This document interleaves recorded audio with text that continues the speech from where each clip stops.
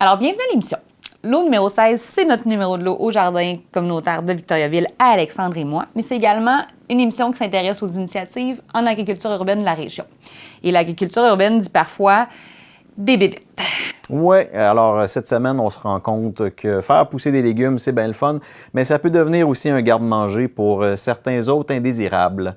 Alors, on va essayer de contrôler leur diète. Bonne émission!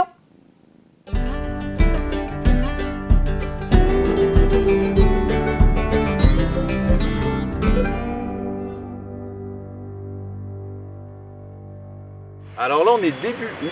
À date, on a été chanceux. On a une super belle saison. Il n'y a pas de sécheresse. Les pluies sont vraiment juste comme bien balancées. Par contre, nous, on se fait jouer un petit tour parce que là, ben, on a des belles courges qui poussent comme ça ici. Mais nos courges, on n'est pas les seuls à vouloir les manger. Donc, si vous voyez, là, on a des feuilles comme ça ici là, qui sont comme toutes bouffées. Là. En fait, c'est de la... La bébite s'appelle la chrysomèle. C'est des petites chrysomèles de rayés. C'est vraiment cute. Mais le problème, c'est que, comme le dit l'adage, qui cueille à fleur en perd le fruit. Qui laisse les bébites manger sa fleur, perd le fruit aussi. Alors, on ne fera pas de promotion d'une marque ou d'un produit en particulier parce que c'est la première fois que je l'essaye. C'est un savon insecticide. Donc, le savon va venir envelopper le corps de ces bébites-là, autant la larve que les œufs, que la bébite adulte, et va d'une manière les tuer. Je ne suis pas très tueur de bébites dans la vie, j'aime pas ça tant que ça, tuer des choses, mais là, ils sont après mes courges, et mes courges, pas touche. Puis, il faut vaporiser les feuilles, les tiges, les fleurs, pour s'assurer de tout couvrir. Puis comme on est un jardin communautaire aussi, mon souci là-dedans, c'est que je veux pas que ces bébites-là se propagent parce qu'il y a quand même d'autres utilisateurs ici qui en ont des courges. Fait qu'une fois qu'il est fini de manger les miennes, ben ils vont aller manger les autres. Puis ça, j'ai pas envie qu'ils fassent ça. Aussi, le truc avec ce savon-là, c'est que nous, on est un jardin communautaire, comme je vous l'ai mentionné. Et puis, ben, il faut que ça soit bio. Alors, le savon comme ça ici, c'est peut-être un des seuls insecticides qui est disponible et qui n'est pas chimique. Checkez bien ça, là-dedans, il y en a plein. Vous voyez, même les fleurs sont toutes mangées. C'est tout mangé, ça. Là, vous n'aimez pas ça, hein? C'est à vous autres à ne pas courir après le trouble, là. Fait que c'est ça, on s'assure de vaporiser au complet. Parce que si on manque un œuf, une larve ou quelque chose comme, puis elle se développe en adulte, ben il va falloir recommencer. Vous comprenez le principe. Alors, comme c'est du savon, ben qu'est-ce qu'on fait avec du savon? On applique, on rince, on répète. Alors, ben bref, comme vous voyez, là, j'ai 4 plants de courges à arroser. Alors, on va faire ça, puis ben, on saura à la fin de la saison si on a des courges.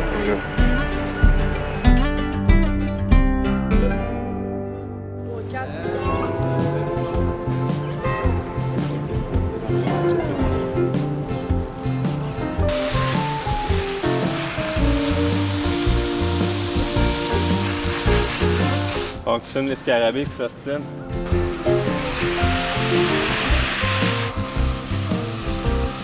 Chaque année, un jardin il est supposé être plus beau que l'autre d'avant. Fait que. J'ai hâte de voir l'an prochain. C'est ça. Tu gagnes en expérience, tu fais tes observations, tu t'améliores, tu as d'autres idées.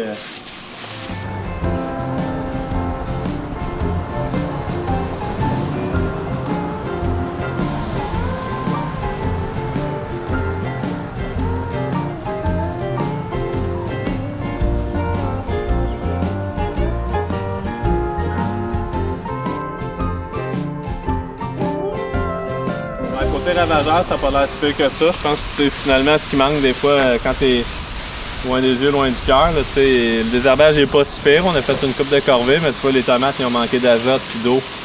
Fait que... Ah, c'est pour ça qu'ils jaunissent? Ben ouais, les vieilles feuilles, ça finit toujours par jaunir quand même. Mais tu sais, je regarde la charge en fruits comparé à mes plants chez nous, j'ai la même variété. C'est moi qui les avais semés, ceux-là, puis j'ai pas mal plus de fruits. Là. OK. Tu auras beau avoir tous les minéraux dans le sol, nourrir ta plante. La plante, elle boit de l'eau avec des minéraux. Fait que si moindrement qu'il manque d'eau, ben là, c'est sûr que ça fait des plants qui sont carencés. Là, fait que, Ouais. mais tu sais, écoute, c'est une super saison. Là. Betterave, carotte, c'est magnifique. Là.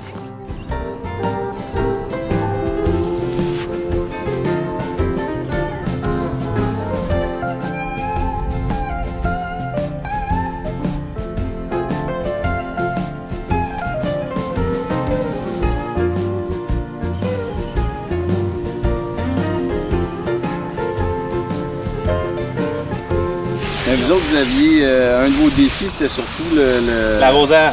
l'arrosage. Ouais. Finalement, comment ça se passe cette année? On a eu quelques parents volontaires à proximité qui sont venus à tour de rôle. Combiné à ça, ben, une fois de temps en temps, on fait un petit tour. Puis il y a la pluie qui a été aussi quand même pas si pire. Ouais, c'est ça. Il y a quand même eu des bonnes chaleurs, mais en même temps, il n'y a pas eu de sécheresse à proprement parler. Il a mouillé quand même assez régulièrement. C'est sûr, c'est ça. Ça a fait la différence. Là. Dans les dernières nuits, là, dans les derniers jours, on a souvent eu des 10-15 mm, là, je dirais à peu près. Là, puis après ça, il fait beau.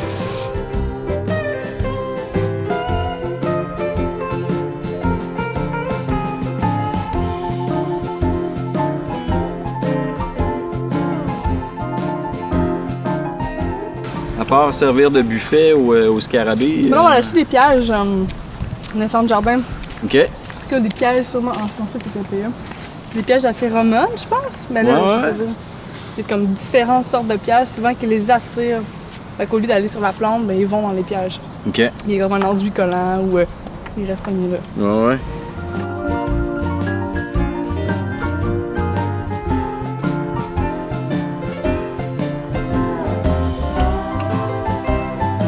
Ben, moi j'aime beaucoup les plantes médicinales, puis je me fais des huiles de macération. C'est comme la calendule, c'est une plante qui est spécifique pour les problèmes de peau. Puis avec ça, je peux faire des onguents, des crèmes, j'en mets dans les baumes à lèvres, dans une coupe d'affaires là. Je viens de finir mon huile de millepertuis. Millepertuis, des petites fleurs jaunes au bout du bac de plantes médicinales. Puis ça donne une huile à cause des principes actifs dans tous les petits pistils, ça donne une huile rouge capotée. Là. Puis c'est super anti-inflammatoire, l'huile de millepertuis, comme un peu analgésique, comme le Tiger Balm. Fait qu'après, tu peux faire un onguent comme ça. C'est pour ça qu'il était antidépresseur aussi, millepertuis? Ouais, mais en fait, c'est en interne. Ah ouais, OK. Souvent en teinture mère, en concentré liquide qu'ils appellent. Ouais. Ouais, c'est vraiment bon. C'est très fort quand même, là. Faut faire attention dans sa prise, il y a comme plein de contre-indications avec des médicaments, avec des anovulants. OK. Mais des capsules, des tagettes, c'est ça.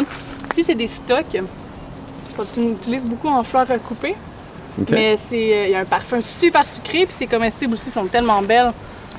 On a des hostas que souvent les gens ont dans leur plafond. Celle-là, il me semble que... Ben, tu sais, pas nécessairement, Non. là. Elle va pousser quand même. Des fois, le vent ou de la grosse pluie forte. Ici, c'est les hostas, sûrement que... Je vais te faire goûter. Ah oui? T'enlèves les pistils à l'intérieur, là. Moi, j'aime beaucoup, Merci. elle est comme croquante, un peu sucrée. Ah oui, j'ai déjà vu ça. Et tout le monde a ça, là. C'est Ouais, comme ouais. les hostas que tout le monde a partout, mais personne ne sait que ça se mange. Tu sais, c'est croquant, c'est un peu sucré. Ce que tu peux faire avec, tu peux mettre une amande au milieu, tremper ça dans le chocolat, ou même dans des plats de service, puis dans des salades. Ben, c'est super frais. Moi, je trouve, tu vois, ça ressemble un petit peu à un concombre. Le fait que c'est frais, Ouais, très, très estival, en fait, là. moi j'aime ça. Ouais. Juste je pense, les 3 sœurs qu'on en va parler encore. Ça aussi, ça va quand même bon train, malgré les scarabées. Ici, il n'y a pas de scarabée japonais vraiment, c'est plus la chrysomèle rayée du concombre. On voit ici un peu l'haricot là, qui s'est entortillé autour du maïs. Il s'en sert comme tuteur. Ouais, OK. Mais là, t'en as ici. T'en as entre ici, autres, là, il y a c'est même la vraiment courge qui a réussi à apparent. trouver son chemin dans les airs. C'est spécial. Puis tu vois, elle essaie de pondre une fleur ici. OK. Puis l'haricot comme tel, tu sais, sa floraison, elle devrait commencer bientôt. Ouais. Elle n'est pas encore amorcée. Fait que l'idée, c'est ça. Normalement, la courge est supposée remplir au sol, mais on la voit beaucoup déborder le long des bacs. Fait qu'elle va couvrir cet espace-là. Le maïs, lui, va aller chercher de la hauteur. Puis il va servir de tuteur au haricot. Fait que ça va te donner ta protéine. Ici, tu vas avoir ton amidon. puis un mélange des deux là, avec la courge comme telle. Mais ils s'entortillent ensemble pour Ouais. être grimpés encore plus. Là. OK. C'est comme la courge qui est là, pas supposé être là. C'est ça. Dans ce contexte-ci, c'est vraiment pédagogique puis de faire l'éducation parce que les élèves vont suivre au courant de l'année des cours sur les Amérindiens ou la culture autochtone. Puis là, ben, dans le fond, c'est qu'ils vont le mettre en pratique ce qu'ils vont avoir eu comme théorie en classe. Là. Puis c'est une belle réussite. Là. Cette année, on avait fait les transplants d'avance. Question de donner une chance au plan d'être le plus vigoureux possible. Avec les printemps froids qu'on a eus, là, probablement qu'il y aurait eu beaucoup de pourriture, entre autres dans le maïs, là, ce qui aurait pu compromettre la levée. Mais mettons que là, Ça va. il est fourni. Hein? Ouais. Tu sais, ça s'est inspiré aussi de ce qui est tellement en vogue ces temps-ci, la permaculture. Exact. C'est de ce que les plantes ensemble sont capables de s'entraider le moins d'intervention humaine possible. Puis ça réduit beaucoup le temps, ça réduit la pression des insectes prédateurs, les mauvaises herbes, de l'arrosage aussi. S'il n'y a pas de soleil qui plombe directement, l'humidité elle se garde mieux, ça sèche moins au sol. Puis qu'il y a plus qu'une fonction même qui soit occupée Ouais, dans sur le l'espace. même espace. Ouais, fait que c'est ce qu'on retrouve un peu. Fait que les bacs thématiques un peu à même hauteur, je crois que les bacs potagers, là, la densité est bonne, la vigueur est bonne, fait que c'est une belle réussite aussi. Là. Fait que là, pour le mois d'ici à ce que l'année scolaire reprenne, qu'est-ce qui vous attend? Contrôle des ravageurs? Ouais, vraiment, ça. Là. Ce qui se passe, là, après ça, dans un mois et demi, l'école reprend. Nous, le calendrier, on l'a organisé justement pour que le stock soit prêt plus tard au mois d'août. On a moins mis de laitue, comme on vous avait déjà expliqué. Fait que je pense que l'idée, ça va être ça, là, dès que c'est possible, au mois de septembre, là, d'impliquer les jeunes. Et peut-être ceux qui l'ont fait au printemps, on verra leur intérêt. Sinon, ce sera avec d'autres groupes.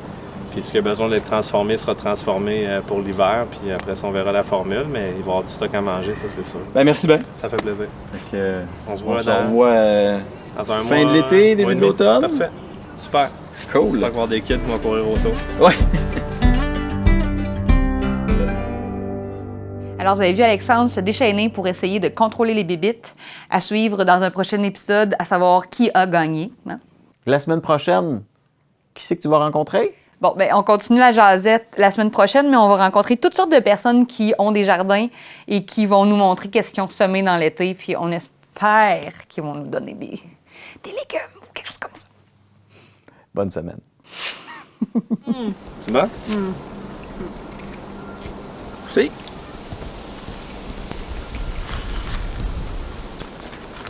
Puis, sourire. Non, t'aimes pas ça les betteraves crues? Dans l'auto aussi. Mais tu fais ça ce soir, je reviendrai peut-être demain faire un